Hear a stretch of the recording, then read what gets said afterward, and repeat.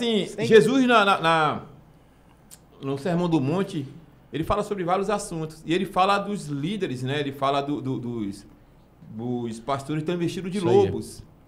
Como identificar? Porque a maior dificuldade nossa hoje é ensinar a Bíblia Sagrada da forma que ela é, sem manipular. Quando esses caras manipulam a palavra, como é que alguém que está se submetendo a uma autoridade abusiva consegue identificar que ele está sendo abusado sem o conhecimento exato? Isso daí dá muito pano para manga para a gente falar aqui, muitos detalhes, porque no início você não reconhece, porque todo abusador ele é um sedutor. Ele primeiro conquista, ele não evangeliza, ele ganha para si mesmo.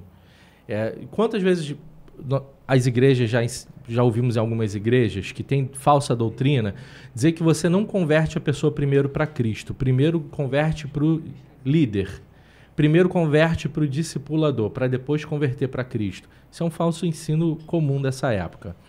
Então eles ganham as pessoas para si mesmos, elogiando, mandando mensagens, agradando, oferecendo cargo, fazendo aquela coisa de soltar os fogos para a pessoa. A experiência é o que conta. Esse pastor abusador, ele tem planejado, desde o momento que você entra na igreja, até toda a sua jornada naquela comunidade. E essa entrada, ela tem que ser uma experiência incrível.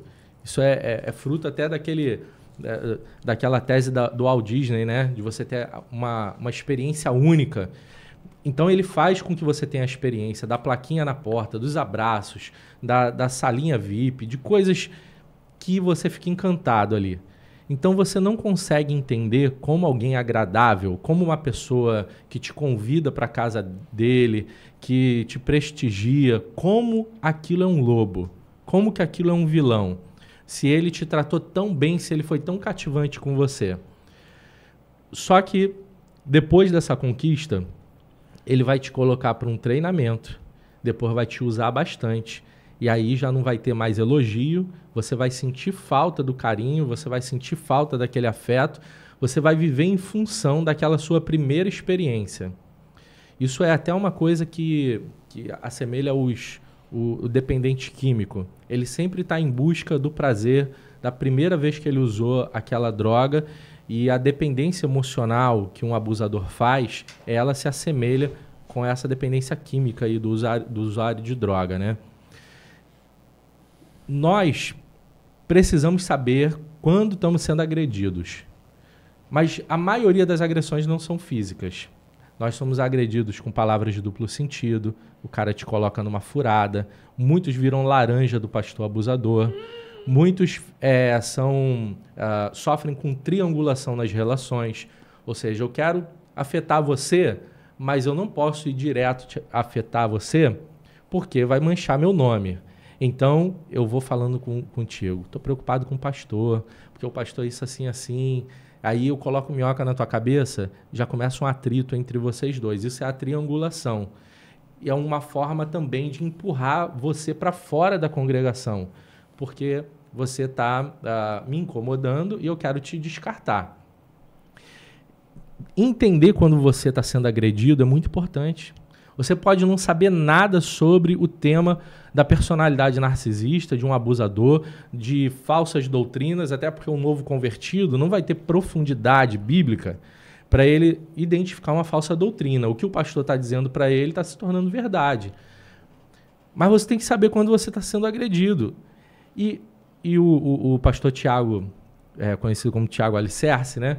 Ele falou lá na igreja uma coisa interessante. Nós, brasileiros, temos uma sequência de governos corruptos e manipuladores que nos fazem mal, e nós continuamos votando nesses caras. O Rio de Janeiro, então, é campeão disso, né? Parece que está no nosso sangue, na nossa cultura, você ser violentado pelas lideranças.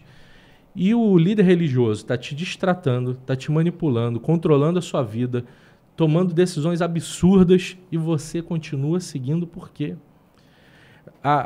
O ensino que a gente tem feito na internet é até para que a gente ganhe algum anticorpos, algum tipo de defesa no nosso entendimento contra esses caras.